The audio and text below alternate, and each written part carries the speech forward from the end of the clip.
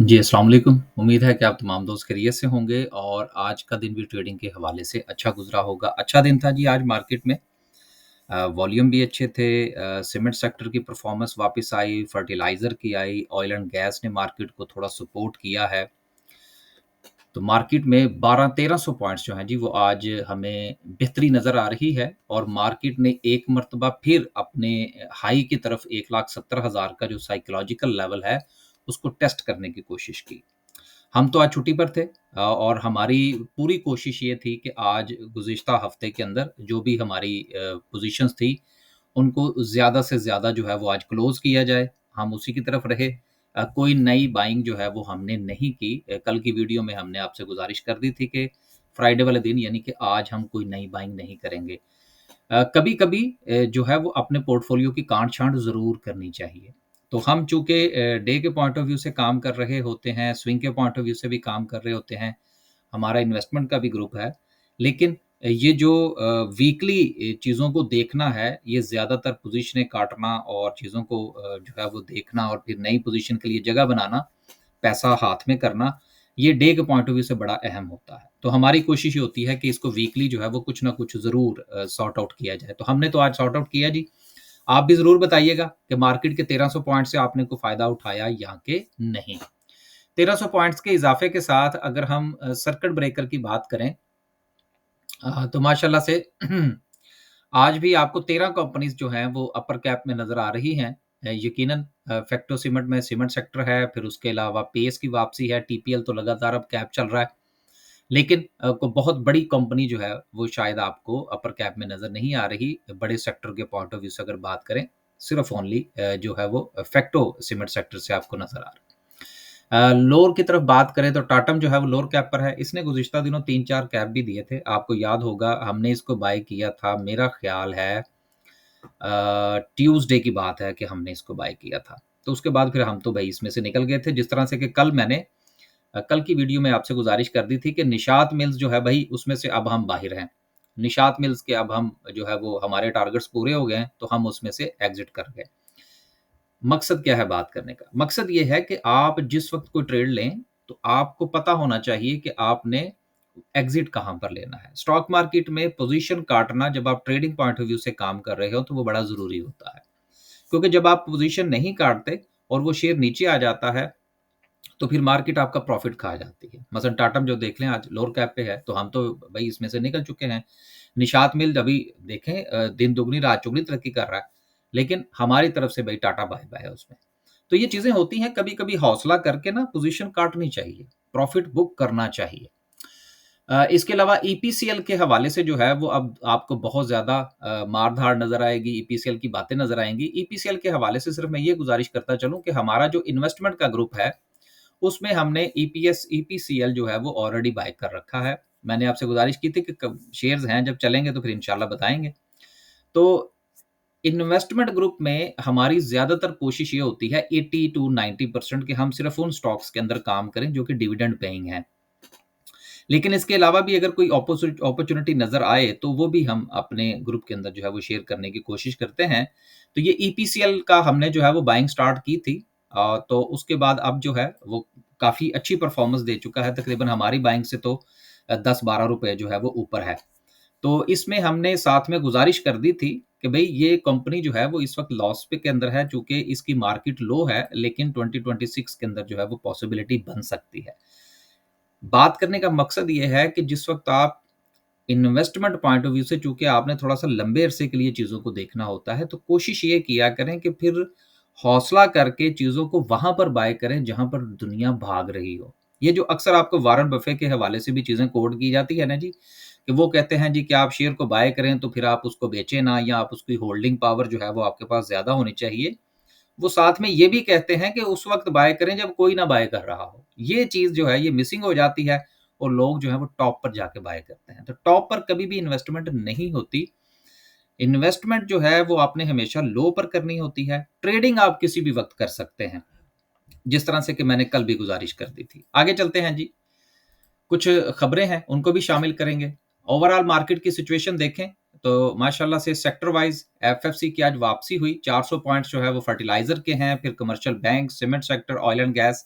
And then फिर market का sentiment जो है वो आपको पॉजिटिव नजर आया और यकीनन आपने फायदा उठाया होगा। खबरों की तरफ चलते हैं। पहली खबर जो है वो क्रिप्टो करेंसी के हवाले से है कि पाकिस्तान ने जो है वो एनओसीज जारी कर दी हैं बाइनेंस को और एचटीएक्स को कि वो अपना रजिस्ट्रेशन प्रोसेस शुरू करें। इसका ये मतलब नहीं है कि वो पाकिस्तान के अंदर जो है वो ट्रेडिंग स्टार्ट करने लगे हैं। इसका मकसद ये है कि पाकिस्तान के अंदर जो रेगुलेशन है एसईसीपी के साथ वो बैठेंगे, अब मामलात को डिस्कस करेंगे कि पाकिस्तान के अंदर जो है वो इन चीज़ों को रेगुलेट किस तरह से किया जा सकता है। तो ये एक बड़ा अहम कदम है। इसके 2 फ़ायदे होंगे। पहली चीज़ तो ये है कि पाकिस्तान से जितना भी पैसा इस वक़्त बैरून मुल्क जाता है और क्रिप्टो करेंसी के अंदर ट्रेड होता है इल्लीगली, एक तो वो लीगलाइज़ हो जाएगा, तो उसके ऊपर टैक्सेशन पाकिस्तान को अच्छी खासी मिलेगी। दूसरी चीज़ ये है कि हमारे यहाँ जो technical analysis, fundamental analysis, market के हवाले से अंडरस्टैंडिंग, उसके अंदर बहुत बेहतरी आएगी। तो आने वाले दिनों के अंदर जो है वो एज़ ए नेशन इसका जो है वो हमें इंशाल्लाह ज़रूर फ़ायदा होगा।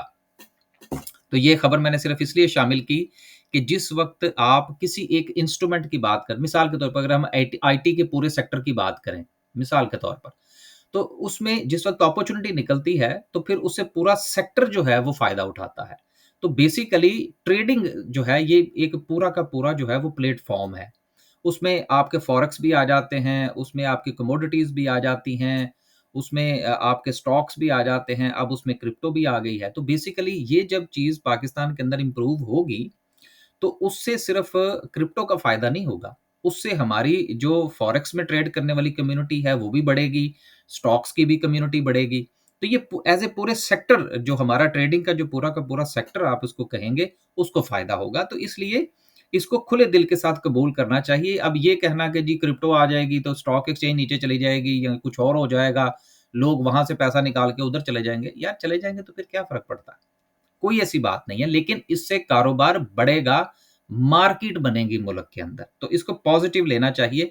तो मुझे तो इससे बहुत उम्मीद है कि इससे मार्केट के ऊपर कम से कम जो स्टॉक मार्केट भी है, उसके ऊपर भी पॉज़िटिव इम्पैक्ट आएगा, नेगेटिव नहीं आएगा। जो सबसे अहम खबर है वो बजट के हवाले से है। बजट भी कौन-सा? Mini budget. मिनी बजट क्यों? इसलिए कि आईएमएफ ने ये कहा है कि आपके जो टैक्स के जो मामलात हैं, वो चूँकि अभी शॉर्टफॉल चल रहा है और अभी आपकी कलेक्शन के ऊपर भी फ़र्क पड़ा है। तो आप ये बताइए कि मिनी बजट के अलावा जो है, वो आपके पास और कौन-सी ऐसी खसूसियात हैं आपके अंदर कि आप टैक्स इकट्ठा कर लेंगे? सो अभी जो है वो 11 मज़ीद जो कंडीशंस हैं, वो आईएमएफ ने हमारे बेल आउट पैकेज के हवाले से जो है वो नाफ़िज़ की हैं। अब इस सारी बात का मकसद क्या है? मकसद सिर्फ़ ये है, अब आप थोड़ा-सा चीज़ों को पस मंज़र में देखने की कोशिश करें। हमारे यहाँ रिकोडिक जो है वो चल रहा है, ये तो आपको पता है और माइन्स एंड मिनरल के हवाले से अमेरिका के मुँह में पानी भी आया हुआ है, ये भी आपको पता है, ठीक है ना? अब आप इन दोनों चीज़ों को आपस में जोड़ के देखें। हमारे यहाँ जो टैक्स कलेक्शन के मामला थे वो कभी भी सीधे नहीं होंगे। तो ये सिर्फ़ और सिर्फ़ आहिस्ता-आहिस्ता जो है वो उधर से आपने देखा कि जी हम रेकोडिक के अंदर जो है वो इन्वेस्टमेंट करना चाहते हैं, हम माइनर मिनरल के अंदर आना चाहते हैं, साथ में यहाँ से ये खबर आ गई। तो दोनों चीज़ों को आपस में जोड़ के देखें। परेशान नहीं होना इस खबर से कि जी पाकिस्तान में जो है वो आईएमएफ का प्रोग्राम जो है वो जी वो 11 नई कंडीशन लग गई, अब इसका नेगेटिव इम्पैक्ट आएगा, पाकिस्तान फँस जाएगा, कुछ नहीं होगा। बस, ये खबर मैंने सिर्फ़ इसलिए शामिल की है कि इसका कोई इतना बड़ा प्रॉब्लम नहीं है, इंशाल्लाह सारे मामलात ठीक चल रहे हैं। लास्ट पे डिस्कस करते हैं जी आज की कैंडल को। कैंडल के से पहले अगर आप हमारी कोई सर्विस जॉइन करना चाहते हैं, तो जो नंबर वीडियो की डिस्क्रिप्शन में दिया गया है या यूट्यूब के थंबनेल पर है, बराए मेहरबानी उस पर राब्ता करेंगे तो इंशाल्लाह आपको रिप्लाई जल्दी मिल जाएगा। और इन्वेस्टमेंट पॉइंट ऑफ व्यू से अगर आपने हमारा ग्रुप जॉइन करना है, तो ये ज़हन में रखिएगा कि इन्वेस्टमेंट का मतलब होता है चीज़ों को बाय करना है और फिर थोड़ा-सा इंतज़ार का हौसला होना चाहिए। इंतज़ार करेंगे तो फिर इंशाल्लाह फल जो है वो भी मीठा मिलेगा। आगे चलते हैं जी। कल हमने आपसे क्या गुज़ारिश की थी? कल हमने आपसे ये गुज़ारिश की थी कि मार्केट जो है उसके पास जो सपोर्ट है वो तकरीबन को 1,68,000 की है। तो और आप ये कोशिश कीजिएगा कि मार्केट जो है वो अपनी इस सपोर्ट को रिस्पेक्ट करने की कोशिश करे, जो कि आज ने मार्केट ने इसको रिस्पेक्ट किया, एक बात। दूसरी चीज़ ये है कि मार्केट ने अगेन अपनी रेजिस्टेंस पर क्लोजिंग दी है, ये भी एक अच्छा साइन है। बड़े सेक्टर्स जो हैं वो मार्केट को सपोर्ट कर रहे हैं। आखिरी बात जो हमने डिस्कस करनी है, वो हम डे की कैंडल पर करेंगे। कल जो था वो मार्केट ने इस चैनल के बिल्कुल ऊपर क्लोजिंग दी और आज अच्छी बात ये है कि मार्केट ने इस चैनल को रिस्पेक्ट किया है। लिहाज़ा मार्केट का जो मोमेंटम है, वो अभी भी पॉज़िटिव है। हाँ, अगर मार्केट जो है जिस तरह से कि 15 मिनट के चार्ट के ऊपर मैंने आपको वो नीचे 1,68,000 का ज़ोन दिखाया था कि मार्केट इसको रिस्पेक्ट करती है, तो फिर बहुत अच्छी बात है, ट्रेड लेने में कोई मुज़ायका नहीं होगा। वो बेसिकली ये ट्रेंड लाइन की जो था वो उसकी बॉर्डर लाइन है। कि अगर ये 1,68,000 को तोड़ती तो फिर ये वापस चैनल में आ जाती और अगर ये वापस चैनल में आती तो फिर यकीनन इसने थोड़ा-सा मज़ीद नीचे जाने के इसके चांसेस जो थे वो बढ़ जाने थे। तो जब तक मार्केट अपने इस चैनल के ऊपर है, मार्केट जो है वो किसी भी वक़्त यहाँ से अपनी रेज़िस्टेंस को दोबारा टेस्ट कर सकती है जो कि ऑल टाइम हाई है। तकरीबन कोई 1,71,000 का वो जो ज़ोन है 1,70,500 से लेकर 171 तक का जो ज़ोन है उसको दोबारा से टेस्ट कर सकती है। So right at the moment market जो है वो अपनी तीसरी बार अपने जो हाई है उसको टेस्ट करने जा रही है। मंडे वाले दिन इंशाल्लाह जो है वो उसको टेस्ट करेगी। पहली मर्तबा जो इसने टेस्ट किया था उसके बाद जो है यानी कि 2 दिन पहले परसों की बात है तो हमें सेलिंग प्रेशर देखने को मिला था। अब ये अपनी ट्रेंड लाइन की सपोर्ट लेके एक मर्तबा फिर इसको ट्राई करने की कोशिश करेगी इंशाल्लाह मंडे वाले दिन। अब आपके लिए बेहतर ये है कि मंडे वाले दिन जो है, क्योंकि आज तो हमने प्रॉफ़िट टेकिंग कर ली। अब मंडे वाले दिन हम वेट करेंगे कि मार्केट 170 के ऊपर जो है वो सस्टेन करती है या नहीं। अगर करेगी तो इंशाल्लाह हम नई बाइंग करेंगे स्टॉप लॉस के साथ। खुश रहें, आबाद रहें, अपने पोर्टफोलियो का ख्याल रखें और आखिर में आपसे गुज़ारिश ये है कि स्टॉक मार्केट में हर रोज़ मेला लगता है।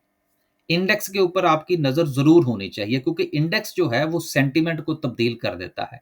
लेकिन एक्चुअल जो आपने चीज़ों को देखना है वो इंडिविजुअल स्टॉक्स हैं आपके। अगर आपको इंडिविजुअल स्टॉक के अंदर कोई अच्छी मूव नज़र आती है, अच्छी सपोर्ट नज़र आती है, तो उसको ज़रूर बाय करें। क्योंकि मार्केट में से आप फ़र्ज़ कर लें, मैं आखिरी बात को 2 मिनट अगर मेरे पास हों तो, फ़र्ज़ कर लें जी, अब एक हम अज़्यूम कर लेते हैं, मार्केट ये चैनल तोड़ के नीचे आ जाती है। अच्छा जी, फिर क्या हो जाएगा? सोचने वाली बात है ना। मार्केट खत्म हो जाएगी? नहीं। ज़्यादा से ज़्यादा क्या होगा कि मार्केट जो है वो अपनी इस नीचे वाली जो सपोर्ट है चैनल की उसकी तरफ चली जाएगी। ऐसा नहीं होगा कि मार्केट खत्म हो जाए यार। दूसरी चीज़ ये है कि मार्केट ने अगर नीचे भी आना है तो ऐसे थोड़ी आ जाना है। मार्केट जो है वो अपनी एक चाल बनाती हुई नीचे आएगी। तो इस चाल में से कमाना ही असल में जो है वो ट्रेडिंग होता है। इस चीज़ को थोड़ा-सा समझें। ये जो मार्केट में से 700-800 पॉइंट्स निकलते हैं, तो वो क्या कहते हैं लोग जो है वो परेशान हो जाते हैं, जी हमारा नुकसान हो गया। ऐसे लोगों के लिए मार्केट नहीं है। सो पेशेंस रखें और अपने इंडिविजुअल स्टॉक्स के ऊपर ज़रूर काम करें। अल्लाह हाफ़िज़।